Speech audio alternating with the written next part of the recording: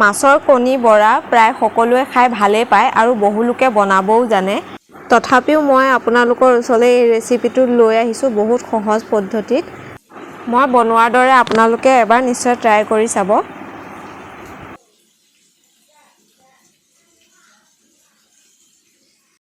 এই মাছৰ কণীখিনিত মই নিমখ হালধি সানি ল'লোঁ।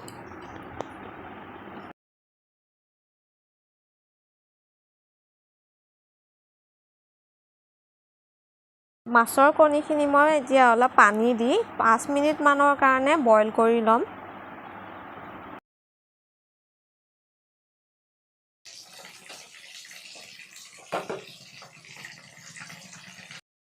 যেতিয়া মাছৰ কণী বৰা বনোৱা হয় তেতিয়া মাছৰ কণীখিনি খুব ফুটে, য'তে ত'তে মুখে চুখে আহিও পৰে।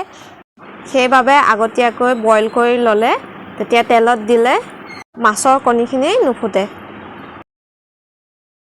মই মাছৰ কণী বৰা বনাবৰ কাৰণে লৈছোঁ ডাঙৰ চাই পিঁয়াজ 2টা আৰু 3টা জলকীয়া, এটা নহৰু। মাছৰ কণীখিনি মই 5 মিনিট সিজাই ল'লোঁ। এতিয়া মই বাতি এটাতে নমাই ল'ম।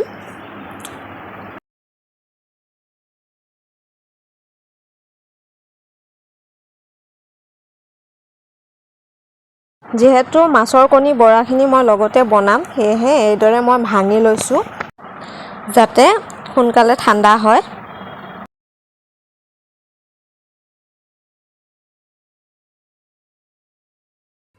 এইফালে মই নহৰুখিনি থেতেলিয়াই ল'লোঁ, পিঁয়াজখিনিও কাটি ল'লোঁ, জলকীয়াখিনিও কাটি ল'লোঁ।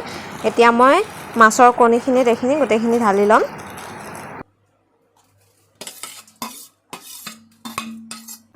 ইয়াতে মই বেচন অলপ দি লৈছোঁ।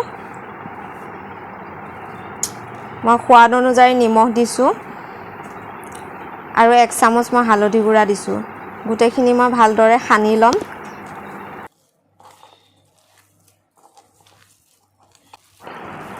এইদৰে মই ভালদৰে সানি ল'লোঁ। কেৰাহী পাতি ল'লোঁ। এতিয়া মই তেলখিনি দি লৈছোঁ।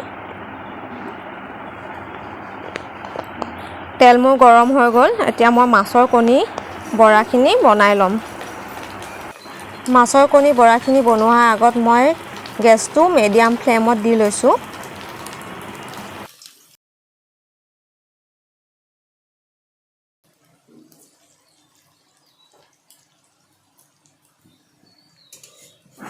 এতিয়া মই বৰাখিনি লুটিয়াই দিম।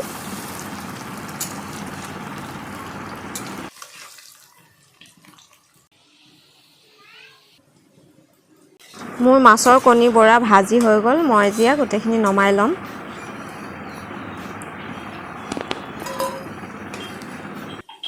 মাছৰ কণী বৰা সকলোৱে চাগে ভাতৰ লগতে বেছি ভাল পায়, কিন্তু এবাৰ চাটনিৰ লগত খাই চাবচোন, বহুত ভাল লাগে খাবলৈ।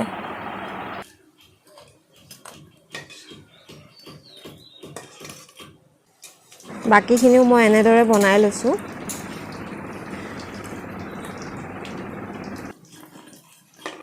এয়া মোৰ মাছৰ কণী বৰা ৰেডি হৈ গ'ল। কেনেকুৱা হৈছে আপোনালোকে কমেণ্টত জনাবলৈ নাপাহৰিব। যদি আজি মোৰ এই ৰেচিপিটো আপোনালোকৰ ভাল লাগিল তেনেহ'লে লাইক শ্বেয়াৰ কৰিব আৰু নতুন নতুন ভিডিঅ' পোৱাৰ বাবে আমাৰ চেনেলটো ছাবস্ক্ৰাইব কৰি ল'ব। ধন্যবাদ।